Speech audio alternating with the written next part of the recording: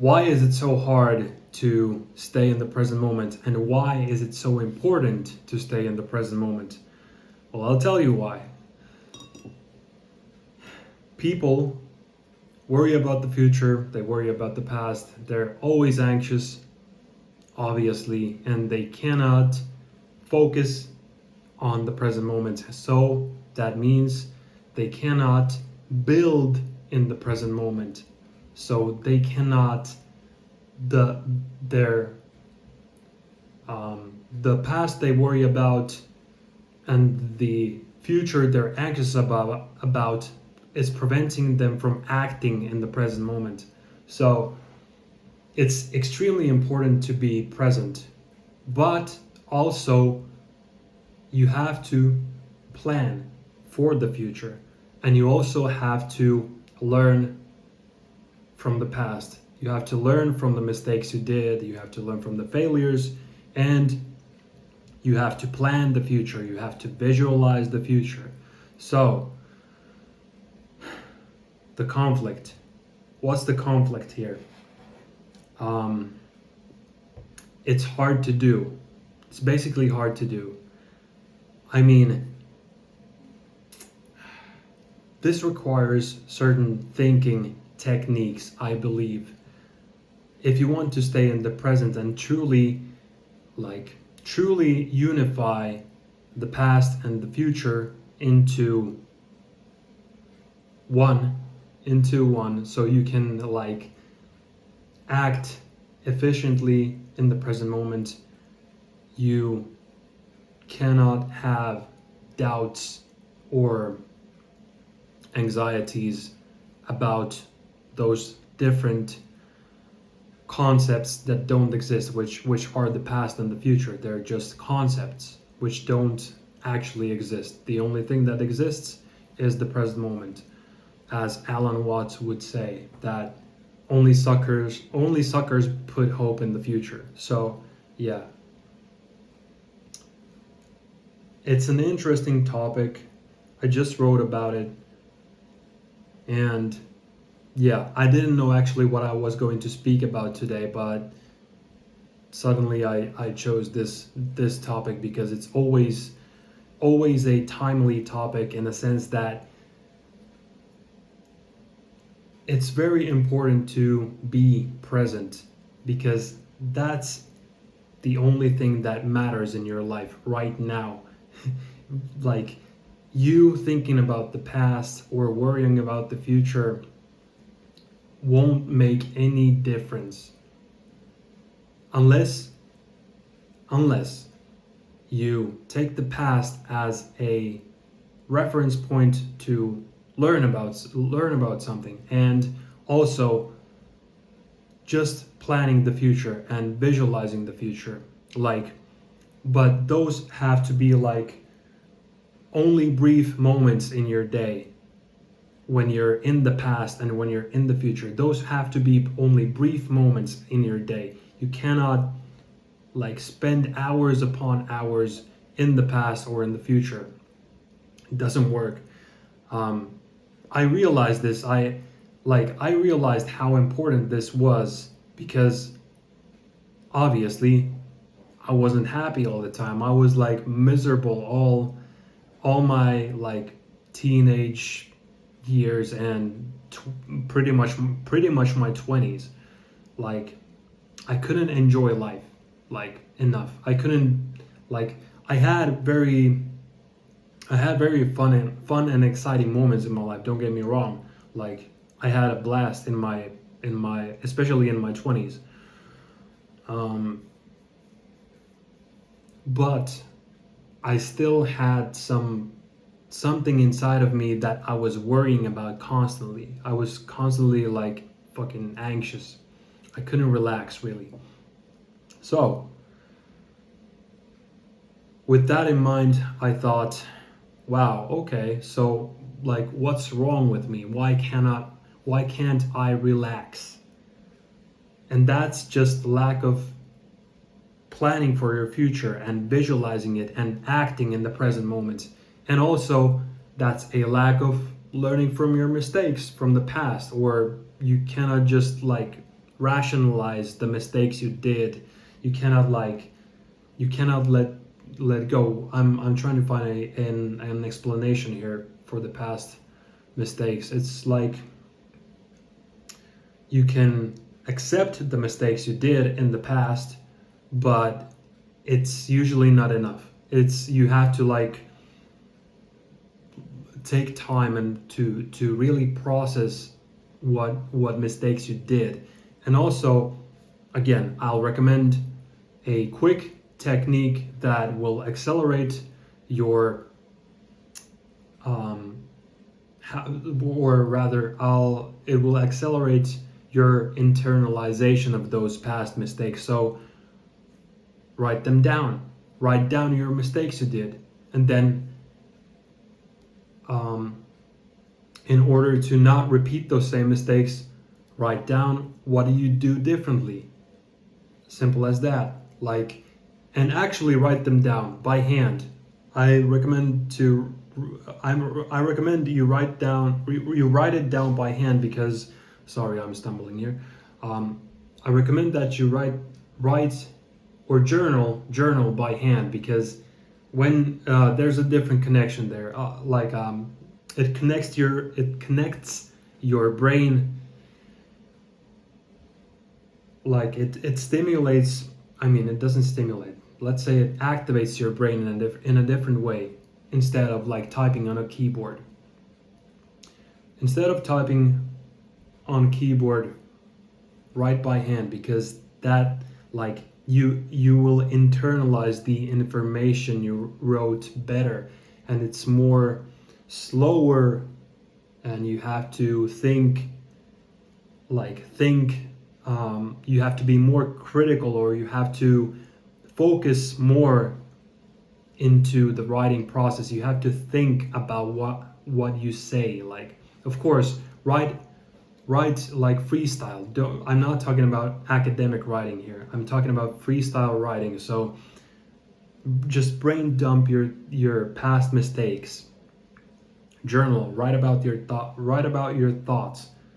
That's the easiest way to like see what's going on in your mind, because when you keep it in your mind, you might become like blinded by your thoughts, and you will always be influenced by your you'll be always like acting upon your emotions, if you know what I mean. You will always be influenced by your emotions if you don't get it off your chest. See what you actually think, write it down, see what you actually think, and then 24 hours later come back and see, okay, I'm thinking about this right now. Or I thought about this yesterday. Okay, these are my thoughts. Well, okay. And what can I do about it? Start writing your plans for the future. What would you do differently? What will you do? What you will do differently? Like, be like decisive about it. So that's the easiest way. I don't know if that explanation made any sense, but I'm really trying here. Actually, my point in filming these videos are, I know I'm mentioning this in every video, but my point with these videos is also to become a better communicator, to speak better English, because yeah, I cannot speak English very well, and I cannot articulate my thoughts freely. So I'm also practicing my English. So that's my mission right here. But also I want to provide some value with this video, with these videos. So yeah, the present moment, extremely important to stay in the present moment. So how do you actually this is going to be the last piece of value. How do you actually stay in the present moment? So it like the easiest way, I mean, I don't know how many people talk about this, but okay, I can say that you should meditate.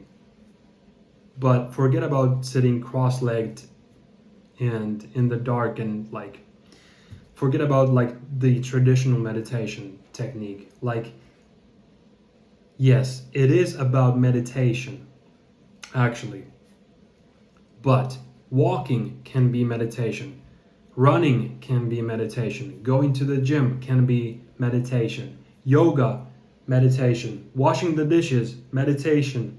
Whatever you do, you can turn it into meditation. So the point is to really feel what you do. That's the point of staying in the present moment. So you really focus on what is happening. You focus on the sensations. That's the other thing. How you get how to get faster, how to get yourself faster in the present moment is by doing something aggressive, like an activity that where you have intense physical sensations, like even having sex, lifting the weights, running, sprinting, like hard sprinting, um, doing something very physically demanding. That puts you in the present moment very effectively. If you just walk, if you just sit around, it's like harder to really focus or really get yourself into the present moment, because you need to actually use your mental capacity. Like you have to how can I say it, you have to use more of your brain power, so to speak, to you have to use your mind more. But when you do something like very demanding physically, that gets you in a kind of a flow state of yeah, I mean, the flow state happens in the present moment. So it puts you in it puts you in a flow state more effectively, and also it like ties into your mind. It like combines the physical and mental. So doing something physical is very effective for becoming present. So keep these things in mind. Also, when you are writing, that calming activity, but it puts you in the present moment, because you have to focus on your actual thoughts right now. You have to like figure out what you are going to brain dump on the page. So very useful. I'm sure I missed some of the things I wanted to say. There are more techniques that you can use to bring yourself back to the present moment. Meditation being one of them. Now I'm speaking about traditional meditation. So the principle is, when your mind wanders, this is going to be the last thing. When your mind wanders, you notice when your mind wanders. Let's say you focus on your breath. And when your mind starts wandering, you notice it, you inevitably notice it, and then you bring your awareness back to the present moment. You bring your awareness back to your breath, let's say. You bring your awareness back to the sensations in your body, the nothingness that is happening around you, or you bring your awareness back to one thing. Choose like one thing you want to focus on. Like say this Tabasco bottle. Put it in front of you and just focus on the Tabasco bottles. Like observe the shape of the bottle, observe the colors of the bottle. Like no judgmental, like no judgment, no judging, and no like you don't have an opinion about the bottle. You just observe it. So focus one thing. Usually it's the breath. You follow your breath. You like focus your attention here when you actually meditate. So it's the same thing when you go to the gym. You focus on one thing. You focus on like like on the repetition. You have full focus on doing the repetition, especially when it's like heavy weight. Then you're forced to focus, and you're forced into this state of flow. And then your mind also like creates these new thoughts, which is another topic like in itself, that you when you let your mind wander, you also bring back insights into your mind. But that's let's um let's leave that for another day. This was the topic of today, so I will see you tomorrow again. Goodbye.